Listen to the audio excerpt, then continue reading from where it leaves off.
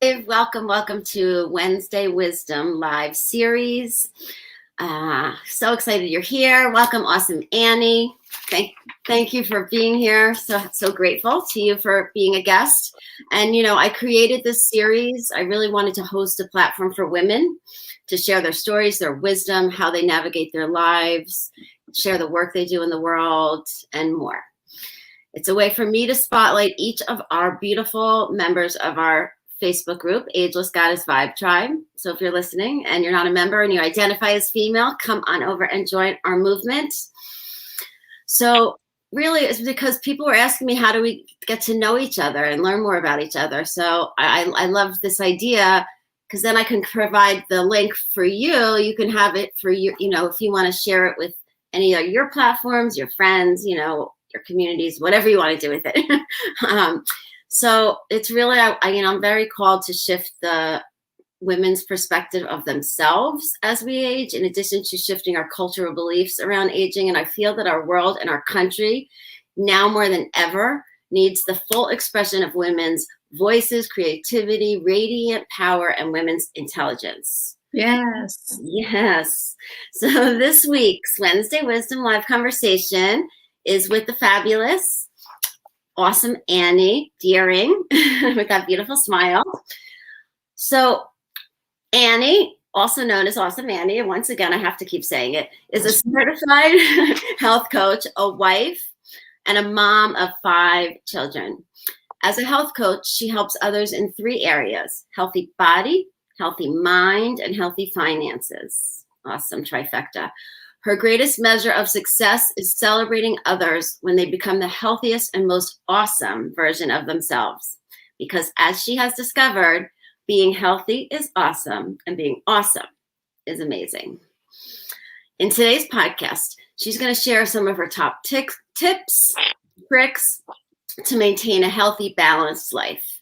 She also shares how she not only shed 90 pounds and kept it off, but how she continues to use healthy habits to distance herself and her family from the chaos during the pandemic and keep a routine and peace within her home. In this time when our world is filled with anxiety because of the things we cannot control, it might seem easy to eat our emotions or graze all day from the stresses of the pandemic. It's tricky. Annie has a great solution. There's so much that we can control. For example, did you know it's possible to make some simple and easy changes in your routine that can help you and your family's health? And did you know healthy habits can also be used to grow your business? She's helped countless men and women establish healthy habits to create lifelong transformations, and she's coached them on how to make a sustainable way to reach and maintain optimal health. Love it. I mean, it's just, I'm so aligned with your vision and your mission. So it's wonderful to have you. So I just like to begin these interviews with giving you the platform, giving you the stage for, a 5, 6 minutes, 7 minutes to really share, your story, what you want to share about your story, your professional story, your personal story, highlights, pivotal moments. And I'm going to just let you take it away from here. Oh, thank you. I have to say, Liz, thank you so much for having me. It's such a blessing. It's been a blessing to get to know you and AB, and I just am honored and thrilled to be a part of this. And thank you again so much. I feel the same way. It's again, that's one of the blessings of the pandemic, is that we get to meet so many amazing people like yourself, my husband and I, and become friends.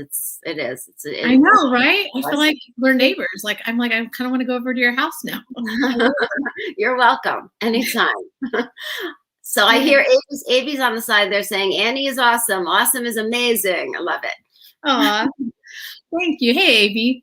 So a little bit about me. I've been married for 21 years to my college sweetheart, James Deering, and he's a local jazz musician. We have 5 amazing kids. My oldest is at college age, almost 19. And then I've got 2 in high school, a 17-year-old and a 15-year-old. And then I've got 1 in middle school, a 12-year-old, and then 1 in elementary school, a 10-year-old. And as far as when it comes to my journey about who I am, where I came from, how I got to where I am now, I used to be a slender person growing up, and I thought I was healthy simply because I was slender.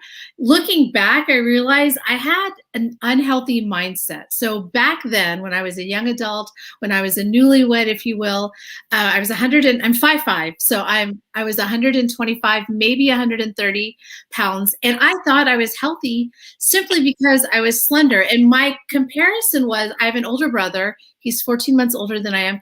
He was always described as the husky kid, and I was always described by family and friends as the skinny kid. So that mindset was kind of instilled in us unintentionally. Like, my parents didn't mean to, like, it wasn't like they were being malicious or whatever. It's just how we grew up. And I remember my brother, I love him. He's one of my inspiration, one of my heroes, if you will. I love my older brother. I have two brothers. I love both of them. But my older brother, he was always contending for his health, like always. Like, he was in the marching band. He played football. He was going to the gym. Like, he was teased and ridiculed, mocked, if you will, for being husky, for being overweight.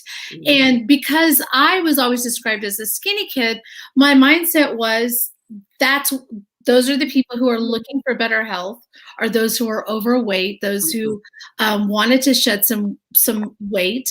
And I was always watching him and cheering him on and helping him, encourage that, like encouraging him to get healthy. But the truth is, I myself was not healthy. I was very unhealthy. I had a very unhealthy mindset when it came to my personal health. So in college, I was skipping meals, pulling all-nighters, not eating sufficiently, not eating the right things. And I was eating my emotions, eating pizza, stress eating, preparing for exams and whatnot, right? And my mindset was, again, only those who are overweight go to the gym. So I distinctly remember we went to college together, my older brother and I. I remember him calling me after classes, and he said, "Hey, a bunch of us are going to the gym to work out. Do you want to come?" And I was offended. I was like, rude. No, I don't need to go to the gym. You go to the gym, call me when you're done. We'll go to dinner.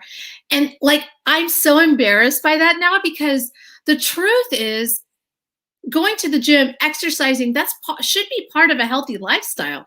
And I didn't realize that. So when I got married, I was 125 on my wedding day. And over the course of the years, all those bad habits caught up with me. The only thing I had going for me back then was I had an amazing metabolism. Wow. But all those bad habits caught up with me, eating my emotions. So things that, like if there was a death in the family, if there was a celebration in the family, if it was someone's birthday, like all of those, I learned the habit of fueling my feelings. Yeah. And so I went from 125 to 235 pounds. So I have 5 kids. And so I would put on a little bit of weight with each pregnancy. And those should have been like alarm bells, like, Annie, your health is deteriorating, like you need to fix something. But I did it. And it was only after. You're also producing children, right? And yeah, so it's kind of like you're being gentle with yourself because you are actually producing humans. But yeah, then it just accumulates. And I thought, like, the whole, I'm eating for 2. I'm not really eating for 2. I'm eating for 1, and then a little bean of a baby. But I was eating for 2 grown adults, sometimes even 3 grown adults. My oldest was born when we lived in New Orleans. Let me tell you, I ate my way through that pregnancy. And it didn't occur to me that this should have been alarm bells. Like, this is not a healthy pregnancy. This is not a healthy way to live. I was just ecstatic to be pregnant. I loved that superpower of that many women get to be blessed with, is to, have a child within. And I loved it. And it was when I was pregnant with number 4, and then again a year later with number 5, where I finally had to face my health, because I was almost tested positive for gestational diabetes.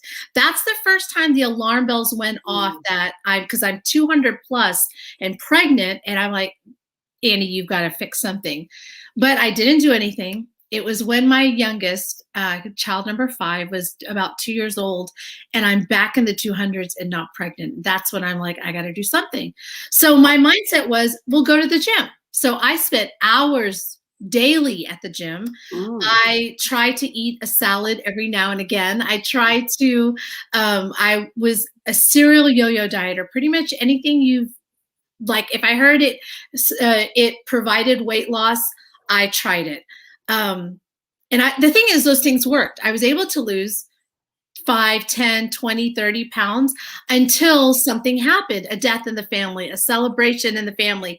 And I would then put the weight on. So I don't know if there's anyone out there who can hear this, like who can relate to this, like eating our emotions and not learning to fuel the body, but fueling the feelings. And again, it's not my parents' fault, but when we think about how we were raising our children, happy birthday, here's what, cake and pizza and ice cream, right? Like that's sugar, right? And oh, you had a great day at school, you did well on the exam, let's go out for a treat.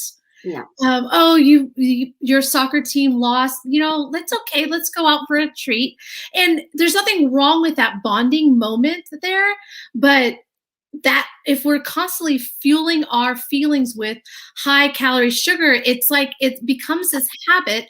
And just like on a dirt road, like the ruts in the dirt road, it's hard to break those habits. And so in 2019, in January of 2019, I was the heaviest, 235 pounds. I was on some other program. I trying to lose weight again. And couple things happened. 3 big key things happened in my life that changed the trajectory of my life. Actually, let me back up a little bit. I think it was like 2014 or 15. In a previous business that I was in, I earned a really pivotal, like this amazing moment of, I was selected out of 4,000 people in the company. I was selected to be one of a few to stand on the balcony of NASDAQ to ring the closing bell. I mean, it was a big moment in my business, in my career. And they were calling me Awesome Annie back then because I was consistently in the top in sales and recruiting for this company. But at the end of the day, when I went back and looked in the mirror, I didn't feel awesome. I could see the pain in my face. I was morbidly overweight. And I was in tears. I don't know if anyone has experienced the imposter syndrome, where it's like you earn something, but then you look in the mirror and you're like, maybe I didn't deserve it. Other people could have, maybe deserved it more than me. That's what I was feeling in that moment. Like, this should have been a celebratory moment. So now back to 2019. What year was that, Annie, when that award? I want to say 2015, 2014, 2015. 4 years later. Okay. Yeah. So I've been trying to lose the weight and get healthy, like to really, the image of me in the mirror to really reflect who I felt like I should be on the inside. What does Awesome Annie look like? She's hardworking. She's an amazing mother. She's an amazing wife. She has this thriving business. And then the other part of it, Awesome Annie is healthy. And that one energetic the way that you are, Confident, energetic, yes, and posturing this for my family. But that's the one key thing that was missing. So in 2019, a couple things happened, 3 things. Number one, I was laid off from my corporate job. So even though I was in the middle of trying to lose the weight again, being laid off from my corporate job crushed me.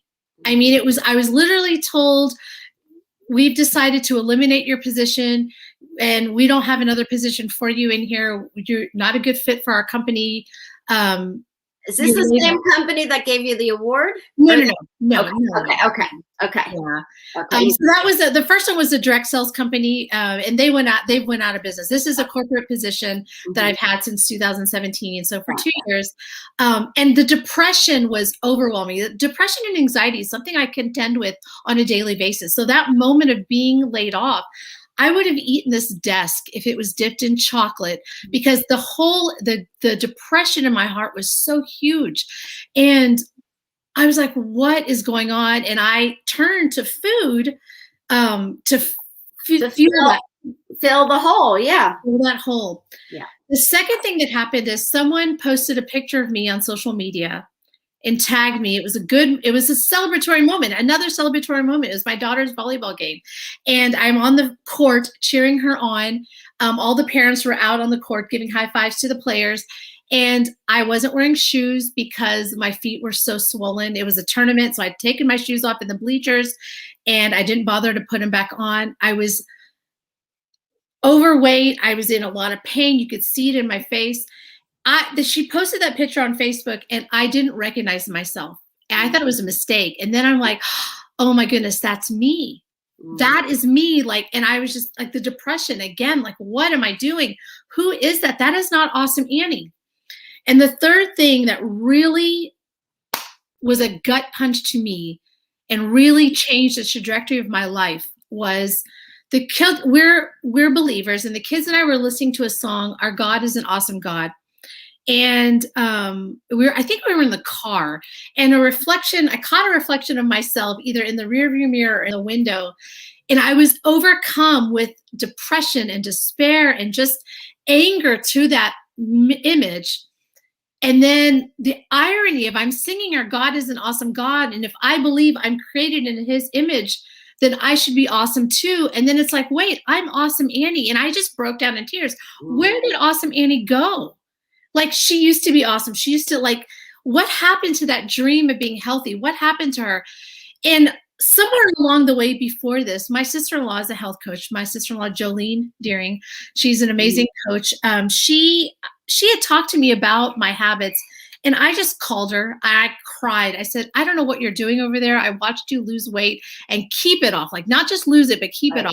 Right. What are you? And she says, it's not. Diets work until they don't, right? Like, there's so many things out there that will help you lose weight. What is out there that will help you keep it off? And she's told me it's about your daily habits. Are you fueling your feelings, or are you fueling your body? Are you living a healthy life, or are you just trying to wing it every day, hoping for the best? And so when we dove into what my habits are, that's when I was just like, I'm not living a healthy life. I have the good intention. I want to eat healthier. Like, I know I should be eating more fruits and veggies. I know I should be eating leaner proteins and serving my body, but it wasn't something I was doing. So she walked me through what healthy living looks like. And the thing is, weight loss and weight management is just a natural side effect of healthy living. Yeah. And so I started to lose the weight. I started to gain my energy. I started to gain my confidence. And it's such an easy, fun thing to do.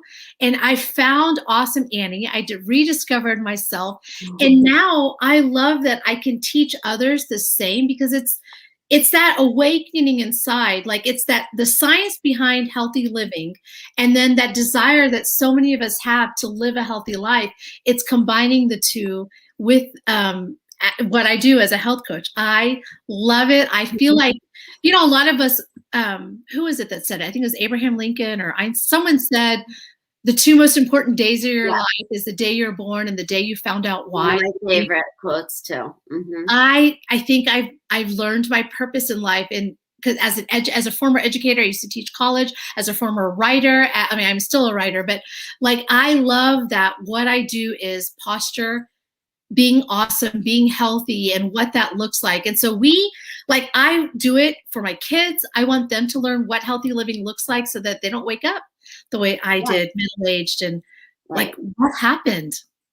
Well, like, armored up, like you were armored up. Yeah. Just like to kind of, to mask the anxiety, the anxiety and depression. It's like, you just kind of keep covering it up.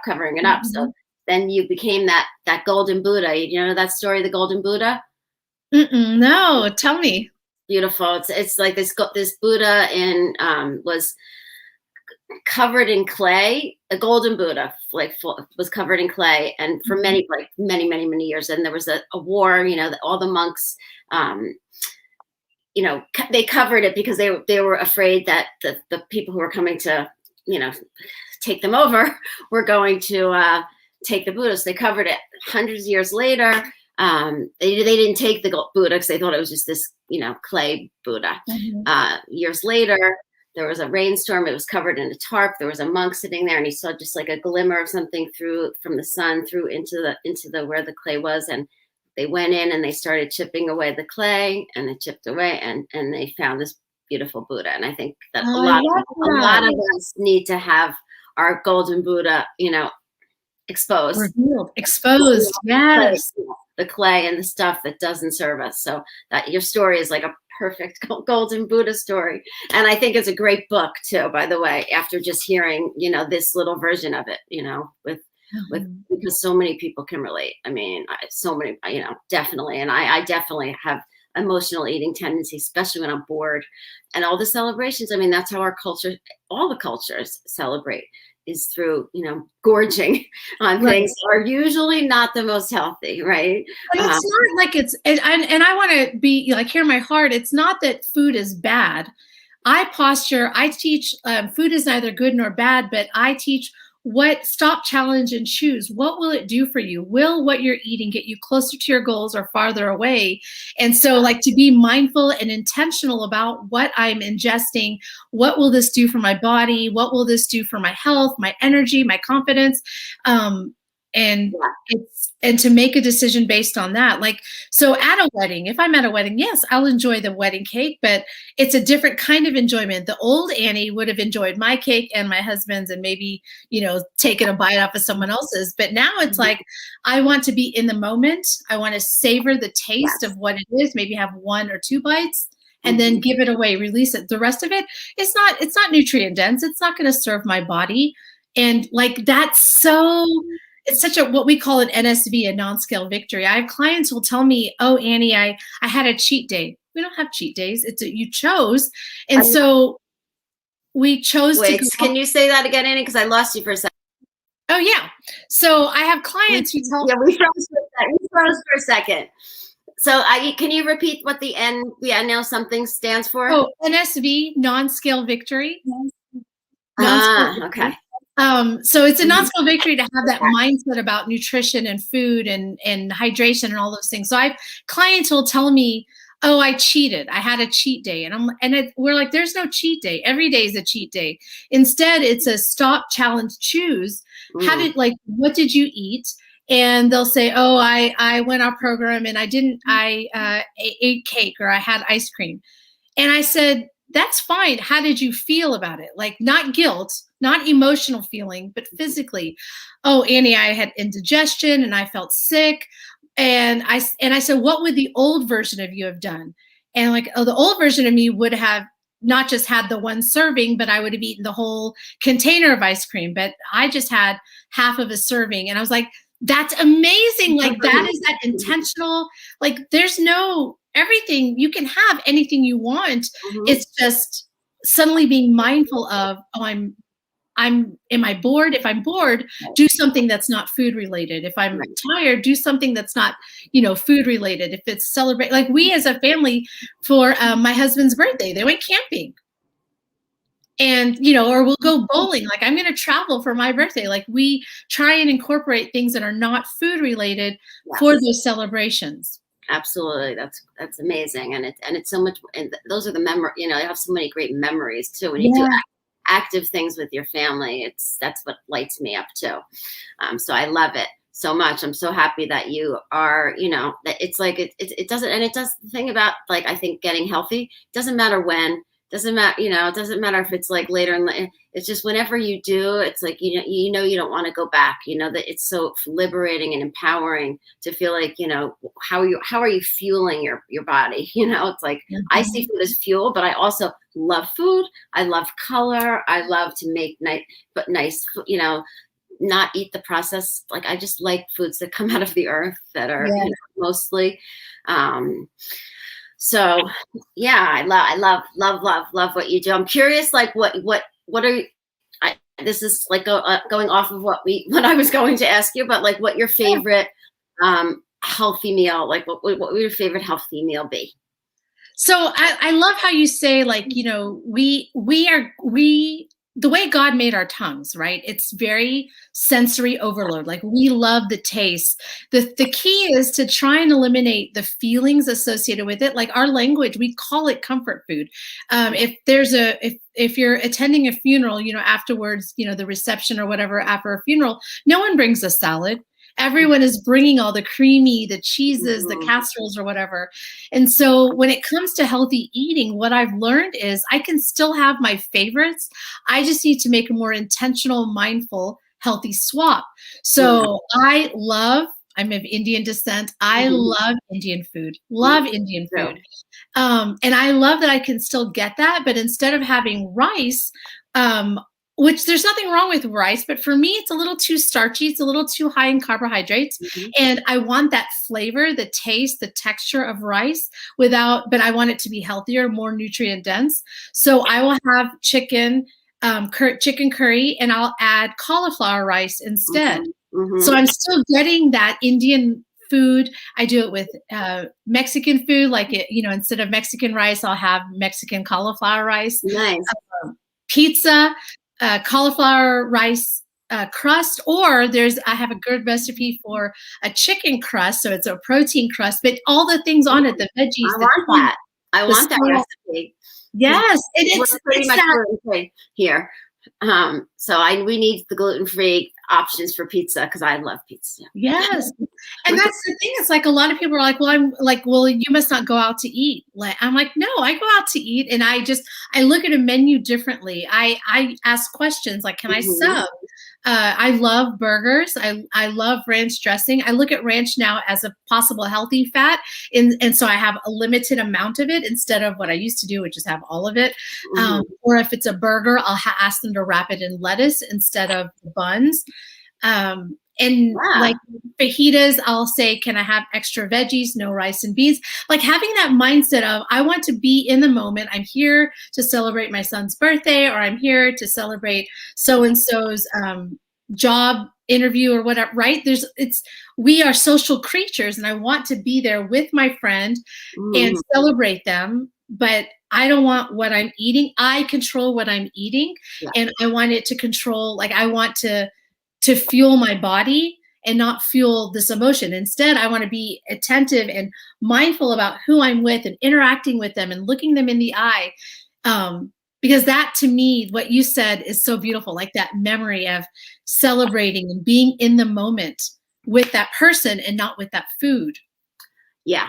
It's so interesting that, because I'm like, wow, I think I've missed a lot of things because sometimes I'm so excited about the food that I'm so focused on what I'm going to order, that it's like, it takes away from the actual, connection, and it's just making me think of some of those times, which is good. It's good. Again, it's awareness. Everything is awareness. Awareness is our superpower. Mindset, awareness, I think are superpowers. What I do, there's a place that I go, it's actually closed, unfortunately, during the pandemic, but they do this Buddha bowl with all these vegetables and rice. But I actually have them do half cauliflower rice, half brown rice. So they mix it together. Oh, yeah. So half the amount, but yeah. So any of those little hacks are great. And I really want you to talk to my son, but we'll talk about that when we're off camera.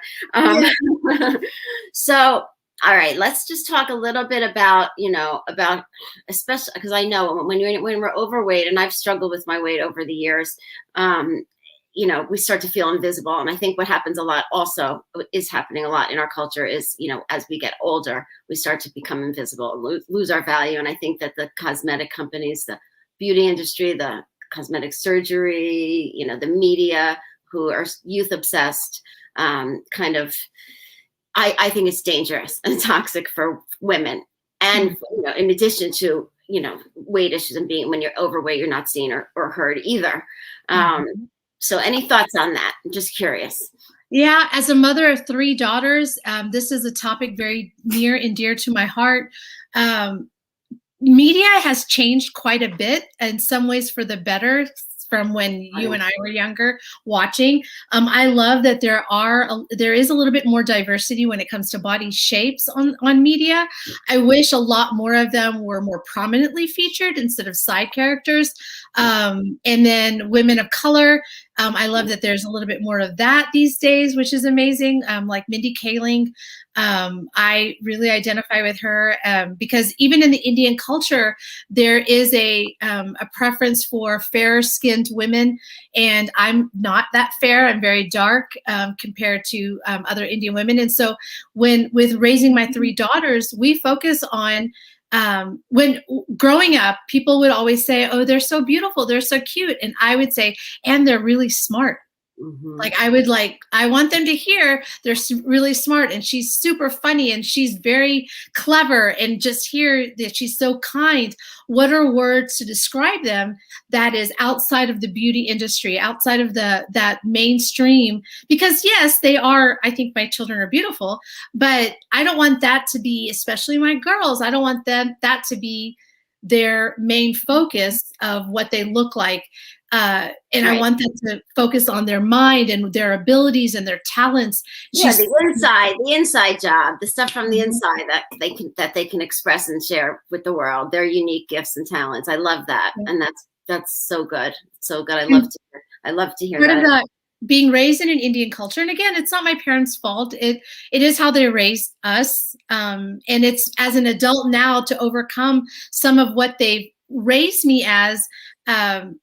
Mean things like I couldn't focus, like they were very big on appearances, like what do you look like, fix your hair, Mhm. make sure your dress is ironed, and very little of my what really should have been self-worth, like my education or my talents or whatever. And And what are you and feel I'm not, and your feelings really, um, right? That yeah, emotional, intelligence that we don't get really taught in a lot of our culture, and it's right. yeah, like how are So you and feeling? Right? I love my I always ask parents. my kids. Yeah, go ahead, sweetie. I was to say I love my parents, like, hear my heart. I do love my parents, but learning from that is I want to be an even more aware parent of of my own children, especially my daughters, like, um, to focus on, like if they want to wear makeup, they can wear makeup, but we tell them you don't have to. Mhm. But if you want to, we ask why. It's like, oh, I want to accentuate my eyes. Oh, yeah, your eyes do look brighter, and I can see, how smart you are through your eyes. Mm. That kind of, you know what I mean? Like Yeah. I want them to hear words to describe them other than, or in addition to, beautiful and great skin, and that looks cute on you, your outfit looks cute on you. Like Yeah. my daughter the other day, she made up an outfit and she's like, do I look good?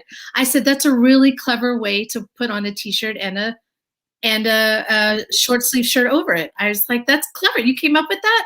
And she's like, yeah. And I'm like, that's really clever. Like, I don't want to focus on, oh yeah, you came up with this really cute outfit. I mean, and it was super cute, but I like the fact that she invented it on her own. I was like, that's what I wanted to focus on. The creativity. That's Mhm. yeah, exactly. That's conscious parenting right there. Very conscious parenting. So, yay for you. That's Thanks. amazing. Yay. So we've been talking for a while. I'm going to ask you a couple quick questions, then we're going to do a fast speed round. Okay. Oh gosh. Okay. Okay. So I'm just ready. two more questions, and then we're going to speed round. So if age was not a factor, is there anything that you would like to do, experience, try, learn?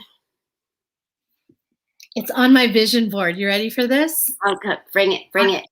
I want to learn how to swim. Ah, I do amazing. not know how to swim. It was something that I started as a child, as a preteen, and then my parents decided to end swim lessons. They allowed my brother to continue, Mm, and it's on my vision I board. It love says it. "Learn to Oh, swim." absolutely. I think that you should have a date for when you're going to learn. By the end of the summer, you're going to End be of the doing. summer. I want to see in the pool or in the wherever lake or somewhere. I Yes, mean, it makes me nervous. I'm just like, good. I'm That's good. just sweaty here. Nervous, excited, nervous. Yeah, that's an amazing one. And the water, feels so good. So I want that for you. Um, so last question, as far as an open-ended question, if there's, you being that you have 5 children, which is amazing. If you could share something, populate the waters for your children, for the children, their children, your grandchildren, great grandchildren, what would you want most for them to learn? This brings tears to my From a young age. From a young age. This brings tears to my eyes, and it's something that I struggle with to even parent them sometimes, because I sometimes don't set this example. But be a kind person. Ultimately, in the end of the day, no matter what, people may not be kind to us, but we still need to be a kind person. Whether we're having a good day, whether we're having a bad day, no matter what, be a kind person. Everything we say, everything we do, if at the end of the day we were kind to someone, That's the best I can hope. I like how more amazing will our world be if more people were just simply kind, even if they don't agree with us, even if we don't agree with them, to just be a kind human in every action that we do. Like I love it. I love it. I love that. I mean, I love it. It's like, I think if we can look in the mirror at the end of the day, any of us, and say, you were kind today, that's it. You're successful. I say success for me is peace, but with peace that comes with that being kind, like, showing kindness. I love it. Okay. We're going to do a speed round. Real quick on that one, side note. Yes. For the record, it's progress over perfection. I will tell you that. I'm not kind all the time. And there are times where I'm like, if I could just go back and like re-say that or say it a different way. But it's progress over perfection. Yeah, no, I love that. And you know what? You can go back.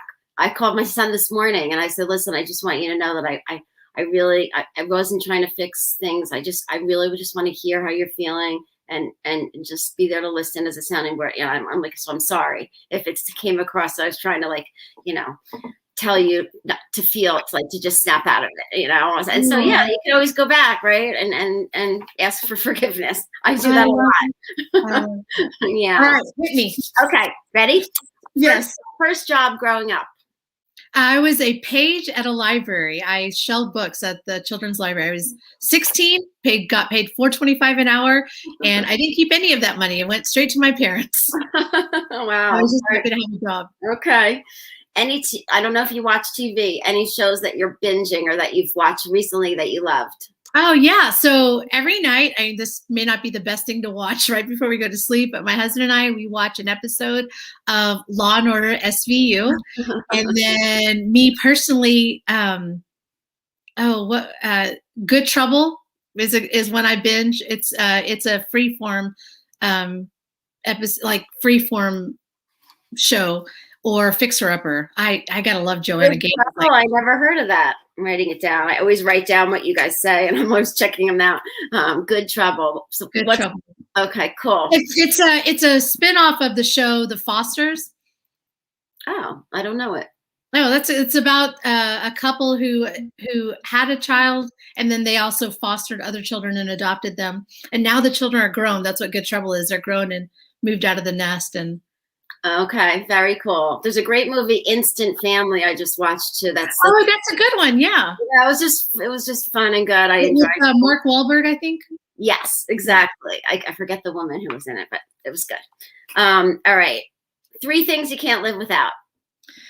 Oh, as an entrepreneur, my laptop, my phone, and my car. Spoken like a true entrepreneur. Dream vacation. Oh, 2 top of the list. Number 1, Taj Mahal, India. Never been. I want to go. And then the other one, equally important, Santorini, Greece. Like I can imagine. I can taste it. I'm going to be there. Absolutely. I'm going to be in India too. I want to spend time on an ashram at some point. So maybe we'll see you there. Yeah. Okay. My superpower is? Actually, this is something I learned recently. My superpower is my imposter syndrome, my depression, my anxiety, because I never thought of it like this. One of my mentors said this is superpower. Because I contend with it and overcome it on a daily basis, I can then share this with other people and like just feed hope into them. Yeah, that is a superpower. Absolutely. I love that. What are you most grateful for? I'm most grateful for my life. I'm glad to wake up this morning breathing. A lot of people went to bed last night, didn't wake up this morning. And every day is a gift. It's hard to see it sometimes, especially when we're, sometimes not being social, missing family and friends.